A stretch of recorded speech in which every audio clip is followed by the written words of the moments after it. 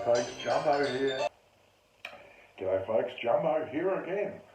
Alright, well tonight I've got a story about being a young kid and back when I was 5 years old. Now we had a chance to travel with a circus. They'd just come out from Europe and set up this show, and they wanted merry-go-rounds and things like that out the front of the tent. And none of the other carnival operators would do it. They had kids in school and all that sort of thing. But Dad said, yeah, no worries. And so we took off, and I was showing a photo of the plane. Dad built that. I've shown that in a couple other videos. And this is the trampoline. So now that was actually taken at about, I think, 4 years after. But you get the idea. Now, I won't mention the circus's name because they may not want to be associated with my very clean channel. Anyway, so, all right, now, when they bought the circus, there was two clowns that come with it. Now, one was a family member. Yeah, there we go, just there. I can't remember his clown name, but Sonny was his name. Now, interesting story. Before we travelled with them, he was a trapeze artist, and he was hanging on to his brother, hanging down, and something went wrong with the scaffolding, and this huge cable came down, steel cable, and whacked him on the arm and took out the flesh and all that to the bone, and basically couldn't do trapeze after that, so he became a clown. And where are we here? Freddie. Now he was the dwarf clown that came with the show, and yeah, he'd been working for ages, and it's quite funny. I've seen videos of him running around with all the circus poles, working like everybody else. But so anyway, we travelled with them for about 3 months.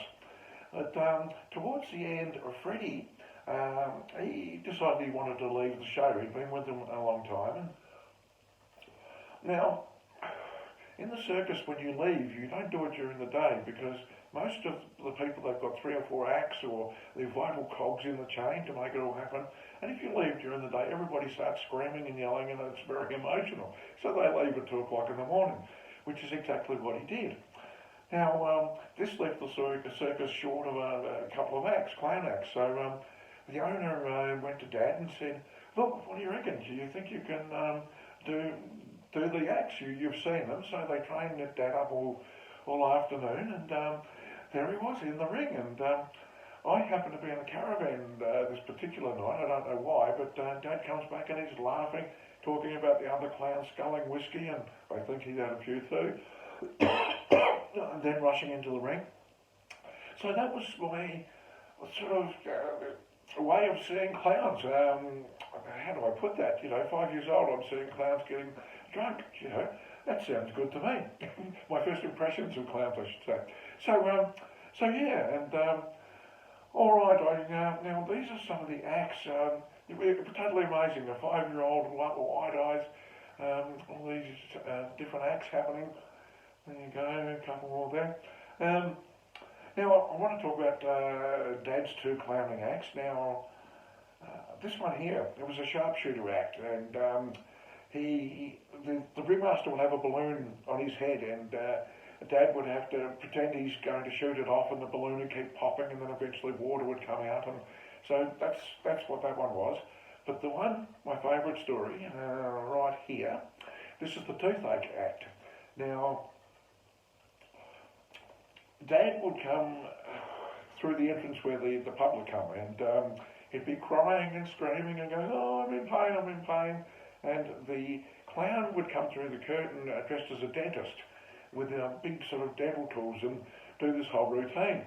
So anyway, this particular night he stuffed his cues up. Now the owner's wife did a trapeze routine. Now a single trapeze, you've got the ropes and the pole. She had a chair balanced on the pole, just the back legs. She'd sit there balancing. Then she'd do this pose, and all of a sudden the chair would fall out. She would be diving head first, and at the last second wrap her leg around the rope and stop herself falling. Now they do that in the French circuses with those silk things, but they can hang on as they're going down. This was the real deal, bloody dangerous, and no net. They never use nets in the circus. So anyway, Dad stuffed up the queue. She's about 2 seconds off dropping the chair, and he comes in screaming and crying, and she freaks out and grabs the bloody ropes and didn't know what was going on. And Dad went out so embarrassed and wouldn't come back on for the rest of the night. So yeah, that was bloody funny. But yeah, having my old man in a circus ring, how cool, you know. And it was amazing. Out the back, they had all this miniature circus equipment. There'd be a high wire and what do you call it, trapeze, and all these different things for the kids, all kid size, so they could sort of show off and try and be like their parents, and teaching them how to become circus performers. And yeah, so okay, so if you look closely, you can see on top of the car, it's got a megaphone. Now, they used to go through the towns and all that and announce such and such circus is show 8 p.m. and all that sort of thing.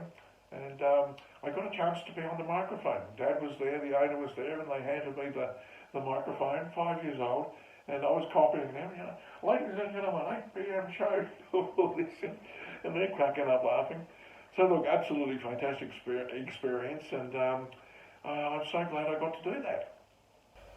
So we did the carnivals until I was about 15 or so. Unfortunately, Dad passed away, and we had to sell everything, which was extremely sad. And when I was there so depressed, I thought, well, I remembered the days of the circus, and I thought, well, if I can't be a showy, and that's what they call them in Australia, showy, carny's an insult. Just remember that.